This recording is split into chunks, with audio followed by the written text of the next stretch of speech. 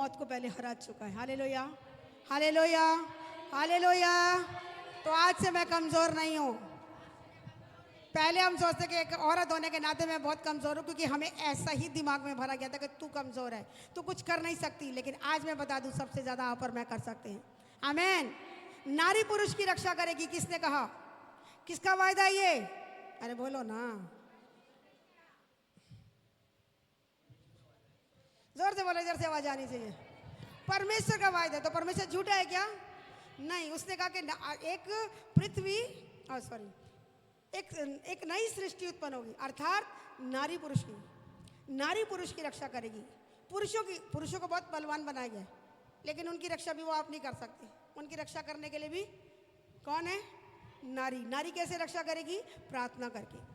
हर बुद्धिमान स्त्री, जैसा वचन कहता है कि हर बुद्धिमान स्त्री अपने घर को बनाती है और मूढ़ स्त्री उसको अपने हाथों से ढा देती। तो आज हमें समझदार स्त्री बन के खड़े होना कि मुझे अपने परिवार के लिए घुटने टिकाना है। रातों को बैठकर, दिन को बैठकर क्या करना है? प्रभु की उपस्थिति में बैठकर अपने लोगों के लिए, अपने पार्टनर के लिए, अपने पिता के लिए, अपने भाई के लिए, अपने बेटों के लिए क्या करना है? अपने भाइयों के लिए क्या करना है? घुटनों में आके प्रार्थना करने के, प्रभु मेरी प्रार्थना के द्वारा मेरे लोगों को सुरक्षित रखो। किससे? दुष्ट से। हालेलुया।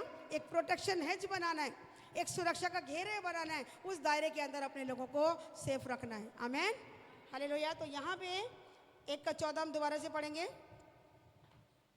ये उस टाइम की बात थी जब यीशु मसीह को स्वर्ग आरोहण जब हो गया था।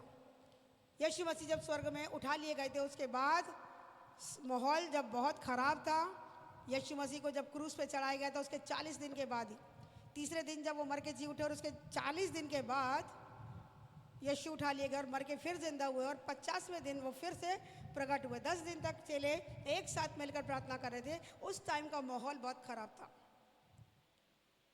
यीशु का नाम लेना भी दूभर था, क्योंकि रोमन सरकार जब यीशु को ही क्रूस पर चढ़ा चुकी है, तो उसके चेले डरे हुए थे। हाँ या ना? उस डरे हुए समय में, उस टफ टाइम में भी एक ये स्त्रियां थी जो क्या कर रही थी? समाज का डर नहीं रख रही, सरकार का डर नहीं रख रही। किसका डर था? उनके अंदर परमेश्वर का डर था कि जो उसने आज्ञा दिया, भैया बैठ के प्रार्थना करो तो करो। इससे पहले कि पेंतीकोस्त का दिन आता, दूसरे अध्याय में पेंतीकोस्त का दिन आ रहा है। ये पेंतीकोस्त के दिन के आने से पहले की बात है। और इस टाइम पे वो स्त्रियां क्या कर रही हैं? पढ़ेंगे जरा। ये सब कई स्त्रियों और यीशु मसीह की माता मरियम और उसके भाइयों के साथ एकत्रित होकर प्रार्थना में लगे रहे। ये सब कई स्त्रियां, ऊपर इनका नाम लिखे हुए हैं, बहुत हो गए। अभी हम आगे पढ़ेंगे कि ये